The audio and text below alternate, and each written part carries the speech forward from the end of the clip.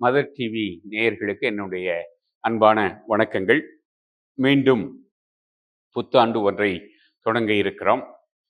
முதலிலே ஒரு புதிய ஆண்டு வருகிறது என்றால் அந்த புதிய ஆண்டு என்னென்ன ஆசீர்வாதங்களை எல்லாம் கொண்டு வர வேண்டும் என்று நாம் நினைப்பதுண்டு. ஆனால் ஒரு புதிய ஆண்டை தொடங்குவதற்கு முன்பாக நாம் கடவுளுக்கு நன்றி சொல்ல வேண்டும்.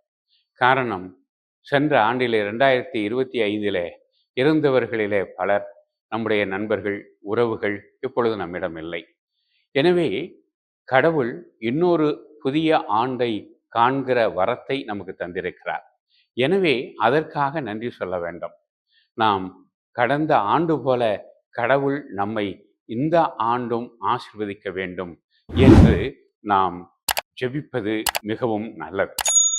இணைச்சட்ட நூல் 25வது அதிகாரத்தில் மோசே கடவுளுடைய சட்டங்களை கடைப்பிடிப்பவர்களுக்கு என்னென்ன ஆசீர்வாதம் எல்லாம் இருக்கும் என்று சொல்லுகிறார். அதில் அவர் சொல்வது, உனக்கு அனைத்து நலன்களும் கிடைக்கும், உன்னுடைய வயல் வெளி அனைத்தும் பலன் தரும், உன்னுடைய மாடுகளும் அதனுடைய கன்றுகளும் குட்டிகள் எனும், உன்னுடைய மாவு களையம் வற்றாமல் இருக்கும் என்று சொல்கிறார். எனவே முதலிலே நம்முடைய வாழ்வு களையம், நமக்கு தேவையான உணவு, நமக்கு தேவையான ஆரோக்கியம், நமக்கு தேவையான மன அமைதி, நம்முடைய குடும்ப மகிழ்ச்சி அனைத்தும் நமக்கு குறைவின்றி கிடைக்கும் என்று ஆண்டவர் கடவுள் நமக்கு சொல்வதை கேட்கிறோம்.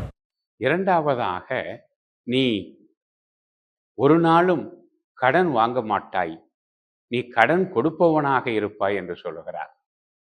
மூன்றாவதாக, உன்னுடைய எதிரிகள் ஒரு வழியாக வந்தால் உன்னை பார்த்தவுடன் 7 வழியாக ஓடிப்போவார்கள் என்று சொல்லுகிறார். இது முக்கியமான ஒன்று. பகைவர்களை உருவாக்காதவர்களுக்கு கூட பகைவர்கள் இருப்பது பொதுவாக நடக்கக்கூடியது. அது ஒரு யதார்த்தம். பகைவர்கள் நல்லவர்களை பார்த்து நல்லவர்களாக இருப்பதனாலேயே அவர்களுக்கு எதிரிகளாக மாறுகிறார்கள். எனவே இப்பேற்பட்டவர்களை பார்த்து நாம் என்ன செய்ய முடியும்? இவர்களை எப்படி வெற்றி கொள்வது? நாம் அவர்களுக்கு எதிராக போர் தொடுக்க வேண்டியதில்லை. கடவுளே அவர்களுக்கு பயத்தை ஊட்டி, எப்படி இஸ்ராயல் மக்கள் பாலைவெளியிலே பல்வேறு இனக்குழுக்களோடு போரிடுகிற பொழுது கடவுளே அவர்களுக்கு பயத்தையும் பீதியையும் கொடுத்து அவர்கள் போரிலே தோற்க வைத்தாரோ, அதுபோல நம்முடைய எதிரிகளையும் அவர் தோற்கடித்து ஒரு வழியாக நம்மை எதிர்த்து வருபவர்களை 7 வழியாக ஓடச் செய்வார் என்று சொல்லுகிறார். இறுதியாக அதே அலகு 25 கடவுள் சொல்லுகிறார், நீ உயர்வாயே அன்றி தாழ மாட்டாய் என்று சொல்லுகிறார். இந்த வசனங்களிலே இறுதி வசனத்தை எனக்கு 40 ஆண்டுகளுக்கு முன்பாக நான் குருவாக மாறி முதல் ஆண்டிலே பேராயருடைய செயலராக இருந்த பொழுது, அப்பொழுது பேராயர் காஷ்மீர் அவர்களை திருத்தந்தை மாற்றி சென்னைக்கு அனுப்பிவிட்டார். புதிய பேராயர் வருவதற்கு இடையில் நிர்வாகி தேர்ந்தெடுக்கப்படுகிறார். முன்னாள் முதன்மை குரு தான் நிர்வாகியாக இருக்கிறார். ஆனால் பல வேலைகளை நான் செய்து கொண்டிருந்தேன். அப்பொழுது 60 ஆண்டுகள் குருத்துவ வாழ்வை நிறைவு செய்து வைர விழா கொண்டாடிய திருத்தந்தை, அவருக்கு எடுத்து செய்ய யாருமே இல்லை. அப்பொழுது நான் அவருடைய விழாவை எடுத்து செய்தேன். மிக மகிழ்ச்சி அடைந்தார். எனவே என் அறைக்கு முன்னால் வந்தார். நான் வெளியே சென்று அவரை வரவேற்றேன். அப்பொழுது சொன்னார், எப்படி என்னுடைய சொந்த பந்தங்கள் இருந்திருந்தால் கூட, என்னுடைய உடன்பிறப்புகள் இருந்திருந்தால் கூட இந்த அளவிற்கு யாரும் செய்திருக்க மாட்டார்கள். ஆனால் நீங்கள், உங்களை எனக்கு யாரென்றே தெரியாது, இவ்வளவு சிறப்பாக எடுத்து செய்தீர்கள். நீங்கள் உயர்வீர்களே அன்றி தாழ மாட்டீர்கள் என்று சொன்னார். இந்த நேரத்திலே அவருடைய வாழ்த்தை நான் நினைத்து பார்க்கிறேன். அவரை ஆண்டவர் இயேசுவை எதிர்கொள்ள வந்த சிமியோன் போல என்னுடைய முதல் குருத்துவ ஆண்டிலே வந்து இத்தகைய ஒரு ஆசீர்வாதத்தை எனக்கு கொடுத்தார். எனவே கடவுளிலே நம்பிக்கை கொள்கிற அனைவரையும் கடவுள் தாழ விடுவதில்லை, கடவுள் உயரச் செய்கிறார். எனவே நாம் உயர்வோம், என்ற ஒரு நம்பிக்கையோடு இந்த ஆண்டை தொடங்க வேண்டும். எப்பொழுதுமே எந்த புதிய ஆண்டும் புதிய முயற்சியும் நம்பிக்கையினால் தான் வெற்றி அடைகிறார். எனவே நாம் நம்பிக்கை கொள்ள வேண்டும். அவநம்பிக்கை கொள்பவர்கள் தோல்வியையும், நம்பிக்கை கொள்பவர்கள் வெற்றியையும் அடைகிறார்கள். நம்பிக்கை கொள்கிறவர்கள் மகிழ்ச்சியையும், அவநம்பிக்கை கொள்கிறவர்கள் சோகத்தையும் அடைகிறார்கள். எனவே நாம் நம்பிக்கை கொள்ள வேண்டும். இரண்டாவதாக, மிக முக்கியமாக, நேர்மறை எண்ணம் கொண்டு வந்திருக்க வேண்டும். நேர்மறை எண்ணம் வெற்றியையும் மகிழ்ச்சியையும் தருகிறது. ஆனால் எதிர்மறை எண்ணம் என்பது தோல்வியையும் சோகத்தையும் தருகிறது. நேர்மறைக்கும் எதிர்மறைக்கும் என்ன வித்தியாசம் என்பதை ஒரு சிறிய உதாரணத்தின் வழியாக உங்களுக்கு சொல்லலாம் என்று எண்ணுகிறேன். ஒரு தொழிலாளி வேலைக்கு செல்கிறார். வேலை முடித்து வருகிறார். அவருடைய மனைவி ஒரு டம்ளரில் 3/4 டம்ளர் அளவிற்கு காஃபி போட்டு கொண்டு வந்து கணவனிடம் கொடுக்கிறார். அந்த டம்ளரை வாங்கி பார்த்துவிட்டு அந்த கணவர் மனைவியை நன்றியோடு பார்த்து, ஏம்மா 3/4 டம்ளர் நிறைய எனக்கு காஃபி கொடுக்குறியே, குழந்தைகளுக்கும் உனக்கும் பால் எடுத்து வச்சியா அப்படின்னு சொல்லி கரிசனையோடு கேட்கிறார். அதெல்லாம் நாங்கள் பார்த்துக்கிறோம், உங்களுக்கு தான் இது முக்கியம் தேவை, நீங்கள் குடியுங்கள் என்று சொல்லி கணவனை உட்கார வைத்து அருகில் பாசத்தோடு மனைவி நிற்கிறாள். இதுதான் நேர்மறை அணுகுமுறை, நேர்முறை எண்ணம். ஆனால் இன்னும் ஒருவர் இதே மாதிரி கூலி வேலை செய்து விட்டு வருகிறார். வீட்டுக்கு வந்தவுடன் மனைவியும் 3/4 டம்ளர் காஃபி கொண்டு போய் கொடுக்கிறாள். உடனே காஃபியை வாங்கி கையில் வச்சுக்கிட்டு, இந்த வீட்டில் எப்போவுமே எனக்கு 1/4 டம்ளர் குறைவாக தான் கிடைக்குமா, உழைச்சி போடுறவனுக்கு இதுக எல்லாம் கொட்டிக்கிட்டு எனக்கு குறையாவே கொடுக்குதுன்னு சொல்லிட்டு அந்த காஃபியை வாங்கி மனைவியினுடைய மூஞ்சியிலே ஊற்றுகிறார். உடனே பிள்ளைகள் எல்லாம் கதற ஆரம்பிக்கின்றன. இங்கே சோகம் ஏற்பட்டு விடுகிறது. இங்கே யதார்த்தம் ஒன்றுதான். 2 பேருக்கும் கொடுக்கப்பட்டது 3/4 டம்ளர் காஃபி தான். ஆனால் ஒருவர் அதனை நேர்மறையிலே பார்க்கிறார்.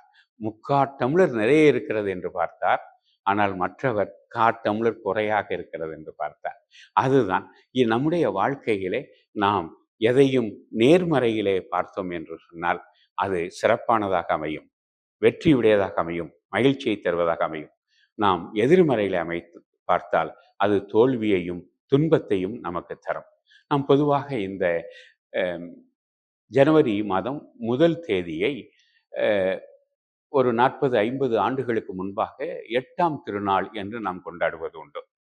ஏன் இது 8ஆம் திருநாள் என்று அழைக்கப்படுகிறது என்று சொன்னால், லூக்கா நற்செய்தி 2வது அதிகாரம் 21வது வசனத்தை பார்த்தீர்கள் என்றால், 8ஆம் நாளன்று என்று வரும். அது எதற்கான 8ஆம் நாள் என்பதனை அடுத்த வார்த்தை வெளிப்படுத்தும். 8ஆம் நாளன்று அவருக்கு விருத்த சேதனம் செய்ய வேண்டியது வந்தது என்று சொல்வது. எனவே ஆண்டவர் இயேசுவுக்கு விருத்த சேதனம் செய்த நாள் அவர் பிறந்த 8ஆம் நாள். அதே நாளிலே அவருக்கு பெயர் சூட்டப்பட்டது. அவருக்கு அறிவிக்கப்பட்ட, அவருடைய பெற்றோர்களுக்கு அறிவிக்கப்பட்ட, அதாவது மத்தேயு நற்செய்தியிலே யோசேப்புவுக்கும், லூக்கா நற்செய்தியிலே மரியாவுக்கும் பிறக்கும் குழந்தைக்கு இயேசு என்று பெயரிடுவீர் என்று வானதூதர் கபிரியேல் சொன்ன அந்த பெயரை அவருக்கு சூட்டினார்கள். எனவே இயேசு என்று சொன்னால் யாவே மீட்கிறார், கடவுள் மீட்கிறார் என்று அர்த்தம். எனவே எப்படி அந்த 8ஆம் நாள் அன்று விருத்த சேதனம் செய்யப்பட்டது, அவருக்கு பெயர் வைக்கப்பட்டது, 3ஆவதாக தலைச்சன் குழந்தை ஆலயத்திலே ஒப்பு கொடுக்கப்பட்டு மீட்கப்பட்டது, 4ஆவதாக தாய்க்கு சுத்திகரிப்பு நிகழ்வு நிகழ்ந்தது. இந்த 4 நிகழ்வுகள் ஒரு யூத ஆண் குழந்தையின் பிறப்பிலே நடப்பவை. இது அனைத்தும் ஒரே நாளில் நிகழ்ந்ததாக லூக்கா நற்செய்தியாளர் குறிப்பிடுகிறார். எனவே இந்த 8ஆம் நாள் என்பது மிக முக்கியமானது. நமக்கு புத்தாண்டிலே இயேசுவினுடைய திருநாம நிகழ்வை நாம் நினைக்க வேண்டும். திருத்தந்தை பிரான்சிஸ் அவர்கள் ஒரு நாளை இயேசுவின் திருநாம திருநாளாக அறிவித்திருக்கிறார். ஆனால் ஆண்டவர் இயேசுவுக்கு அவருடைய பெயர் சூட்டப்பட்ட நாள் இயேசு மீட்கிறார். எனவே இந்த ஆண்டு முழுவதும் இயேசு மீட்கிறார், இயேசு என்ற நாமம் யாவே மீட்கிறார் என்பதனுடைய அடையாளமாக இருக்கிறது. எனவே இயேசு மீட்பர், அவர் நம் முன் செல்கிறார். நம்மோடு இணைந்து பயணிக்கிறார் என்ற நம்பிக்கையோடு சென்றோம் என்றார் அவருடைய பிரசன்னம் நம்முடைய மனக்கண்களிலே பதிந்திருந்தது என்றால் நிச்சயமாக சிறப்பானதாக இருக்கும். எனவே ஆண்டவர் இயேசு நம்மோடு பயணிக்கிறார். பாலைவனத்திலே ஒருவர் சென்று கொண்டிருக்கிறார். முன்னால் 2 பாதங்கள் சென்று கொண்டிருந்தன. கடவுள் சென்று கொண்டிருக்கிறார் என்று மகிழ்ச்சியாக இருந்தார். திடீரென்று அந்த பாதங்கள் காணவில்லை. அவர் அழுக ஆரம்பித்தார். ஐயோ கடவுளே, நீர் காணாமல் போய்விட்டீரே. அப்பொழுதுதான் சொல்லுகிறார், நீ 2 பாதங்களை பார்த்தாய், உன்னுடைய பாதங்கள் 2 4 இருந்தன. ஆனால் உன்னால் எப்பொழுது நடக்க முடியவில்லையோ அப்பொழுது உன்னை நான் தோளில் சுமந்து கொண்டு நான் மட்டும் நடந்து கொண்டிருக்கிறேன். அதனால் தான் நீ 2 பாதங்களை மட்டும்தான் பார்க்கிறாய் என்று சொன்னதாக ஒரு கவிதை வரிகள் வரும். எனவே நாம் நடக்கிற பொழுது நாம் இயேசுவோடு இணைந்து நடக்கிறோம். நாம் நடக்க முடியாத போது இயேசு நம்மை அவருடைய தோளிலே தூக்கி கொண்டு நடக்கப் போகிறார் என்ற நம்பிக்கையோடும் மகிழ்ச்சியோடும் இந்த ஆண்டை தொடங்குவோம். இந்த ஆண்டு உங்களுக்கு எல்லா விதத்திலும் அருளும் பொருளும் உள்ளும் புறமும் நலனும் மகிழ்வும் தருகிற ஆண்டாக அமையட்டும். இயேசு ஆண்டவர், இயேசு மீட்பர் நமக்கு முன்பாக, நமக்கு பின்பாக, முன்பாக நம்மை வழிநடத்தவும், பின்பாக நம்மை பாதுகாக்கவும், நமது அருகிலே நமக்கு துணையாக இருக்கவும் வருவார் என்று சொல்லி உங்கள் அனைவருக்கும் எனது இனிய புத்தாண்டு வாழ்த்துக்களை அன்போடு தெரிவித்து மகிழ்கிறேன்.